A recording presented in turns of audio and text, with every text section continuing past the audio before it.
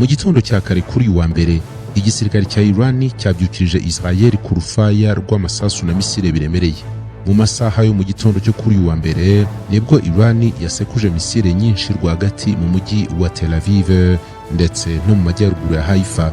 Amakuru yemeza yuko abantu 8 aribo baguye muri ibi bitero, naho abandi barenga 80 bagakomereka. Ibi bitero bya kare cyane bya Iran mu rukerera byaje nko kwihorera ku bitero ingabo za Israel zagabye ku munsi wo ku cyumweru mu murwa mukuru wa Iran, Tehran, aho igisirikare cya Israel cyemeje yuko cyashenye ibirindiro bikuru by'umutwe wa Quds ho mu ngabo z'impinduramatwara za Iran kugera no kuri site za Iran zibarizwamo ubwirinzi bwo mu kirere. Ibinyamakuru byinshi nka Al Jazeera bivuga yuko nyuma y'ibi bitero bya Iran byo kwihimura hagaragaye umwotsi mwinshi n'umuriro imbere muri Israel. Televiziyo ya leta muri Israel yitwa Channel 12 yashyize hanze amashusho agaragaza inyubako nyinshi zangijwe hirya no hino mu gihugu. Umuriro mwinshi kandi wagaragaye ku ruganda rw'amashanyarazi rwa Haifa. Abagwa muri ibi bitero nabo bari kwiyongera. Ubu ngubu imibare iragaragaza yuko abanya-Israel bamaze kuba 24, mu gihe ku ruhande rwa Iran ho bazamutse cyane bikubye inshuro 10 abangaba ni 224. Kuva uku guhangana kwa Israel kwatangira, imibare y'abantu bapfa irimo irazamuka buri munsi.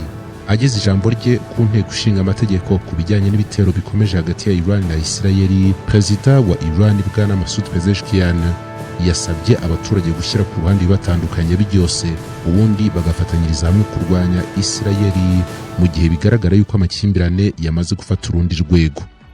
Ati, ikibazo cyose cyangwa ikintu icyo ari cyo cyose cyatuma tutunga ubumwe tugomba kugishyira ku ruhande uyu munsi, ubundi tugahagurukana imbaraga mu guhangana n'abo banyabyaha b'abajenosideri. Irani yarahiriye yuko igiye gukomeza kugaba ibitero birushijeho ubukana bigomba gusenya ibikorwa by'ingenzi muri Israel.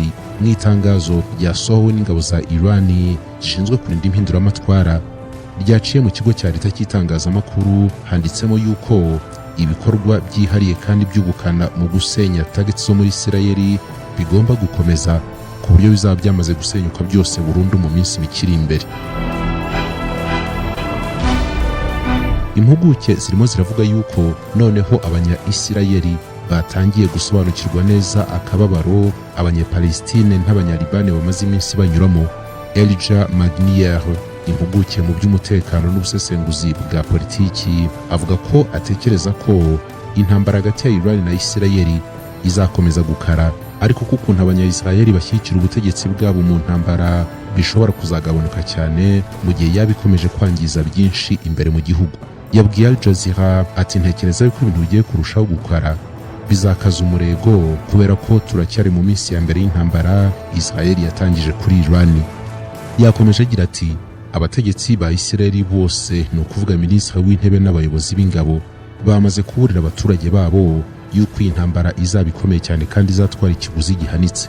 Gusa ariko abaturage bashyigikiye Benjamin Netanyahu n'intambara kuri Iran ntibari biteze urwego nk'uru nguru rw'ibintu birimo byangirika, ngo nibyo bintu byinshi byangiritse muri Israel guhera mu 1973 igihe Israel yarwanaga intambara bita iy'umunsi w'impongano.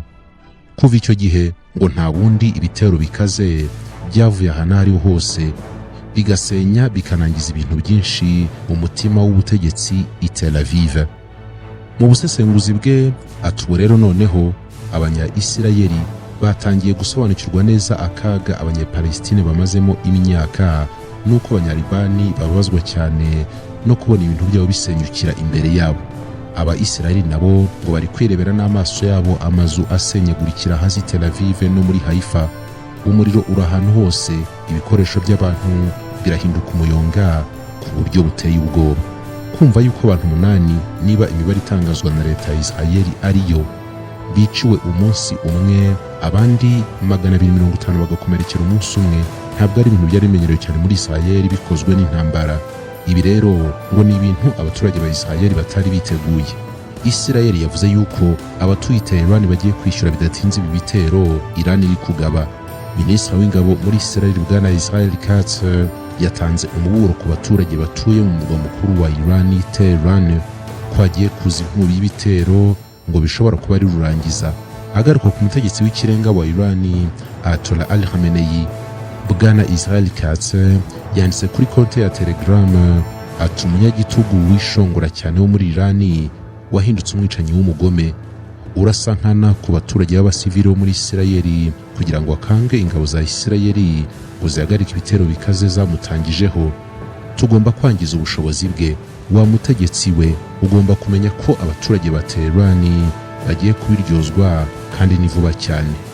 Hagati aho amakuru aravuga yuko perezida wa Leta Zunze Ubumwe za Amerika Trump ari we wanze umugambi wo kwica umutegetsi w'ikirenga wa Irani Ayatollah Ali Khamenei nk'uko abakozi batatu bo hejuru mu butegetsi bwa Amerika babibwiye CBS News. Bwana Trump ngo yabwiye minisitiri w'intebe wa Israel Netanyahu yuko kwica Khamenei atari igitekerezo cyiza. Niko abategetsi bakuru muri Israel ndetse no muri Amerika babibwiye CBS News. Trump ubwe nta kintu aravuga kuri aya makuru. Icyo kiganiro bivugwa yuko cyabaye mbere gato yuko Israel itangiza ibitero byayo kuri Iran kuwa gatanu mu rukerera. Mu kiganiro yahaye Fox News, Netanyahu ntiyahakanye cyangwa ngo yemeze aya makuru y'ibiro ntaramakuru Reuters by'Abongereza yuko Trump ari we wanze umugambi wo kwica Ayatollah Ali Khamenei.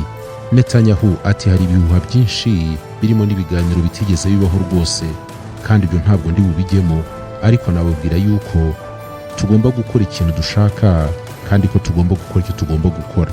Tuzakora ibintu dushaka gukora, kandi nibaza ko Leta Zunze Ubumwe za Amerika zizi icyaba cyiza kuri Leta Zunze Ubumwe za Amerika, kandi zizi ukuntu ibintu byaba byiza kurushaho mu gihe amahoro mu karere yaba hari. Hari umwe mu bategetsi muri Israel wabwiye NBC News yuko mu biteganijwe Israeli ngo itakwica abategetsi ba politiki, ahubwo ngo yahinduye gahunda, igomba kwibanda ku ngufu za kirimbuzi kimwe n'abasirikare bo hejuru. Ati sinibaza yuko umuntu wese ufata imyanzuro kuri izo gahunda akwiriye kubaho byoroshye cyangwa kwidegembya. Israel yagabye ibitero byayo bya mbere ku bikorwa remezo by'ingufu bya Irani kuwa gatanu mu gitondo. Yanisha abayobozi bakuru mu gisirikare, mu ngabo z'impinduramatwara za Irani, iyica abahanga muri siyanse ndetse inarimbura inganda nyinshi zikorwamo ubushakashatsi bwa nucleaire. Kuva ubwo rero ibihugu byombi byakomeje kurasanaho guhera muri icyo gitondo cyo kuwa gatanu, kuwa gatandatu birakomeza, ku cyumweru birakomeza, n'ubu ngubu biracyakomeje. Mu butumwa aheruka gutangaza ku rubuga rwa Truth Social kuri iyi mirwano irimo kumera nabi mu burasirazuba bwo hagati, Bwana Trump yagize ati Irani na Israel bikwiye kumvikana. Yongeyeho yuko azafasha bombi guhagarika imirwano nk'uko ngo yabigenje ku Buhinde na Pakistan. Yavugaga ku makimbirane aherutse guhanganisha Ubuhinde na Pakistan mu minsi ishize. Avugana n'abanyamakuru mbere yo kuva mu nama ya G7 muri Canada, Trump yavuze yuko Amerika ngo izakomeza gushyigikira Isirayeli, kandi yanga kuvuga niba yarigeze asaba Isirayeli guhagarika kurasa muri Irani. Ibindi biganiro ku ngufu kirimbuzi hagati ya Leta Zunze Ubumwe za Amerika na Irani byarahagaritswe ku munsi wa nyuma ku cyumweru, ariko umuhuza muri ibi biganiro ariwe Oman avuga yuko bagomba gutegereza ukuntu ibintu bigenda kugira ngo hongere hasubukurwe ibiganiro. Uwatangaje ko ibiganiro bitakibaye ni minisitiri w'ububanyi n'amahanga wa Oman, Bwana Badri Al-Busaid. Irani yabwiye Qatar ngo ibwire Oman ko ititeguye kuganira ku gahenge mu gihe kibasiwe n'ibitero bya Isirayeli. Abategetsi batandukanye bo muri Irani nabo babwiye Reuters kuwa gatandatu Trump yavuze yuko Amerika ngo nta nihuriye n'ibi bitero kuri Irani, ariko abategetsi bo muri Irani bavuga yuko ngo ibi bitero bitari gushoboka namba iyo Amerika itahaba. Gusa Trump yatanze umuburo ati niduterwa na Irani mu buryo ubwo aribwo bwose, ikagerageza kwangiza ibikorwa remezo byacu mu burasirazuba bwo hagati cyangwa se gutera ibirindiro byacu bya gisirikare biri muri kariya gace, imbaraga n'ubushobozi byose bya Leta Zunze Ubumwe za Amerika bizimukira hejuru ya Irani kandi bisambure.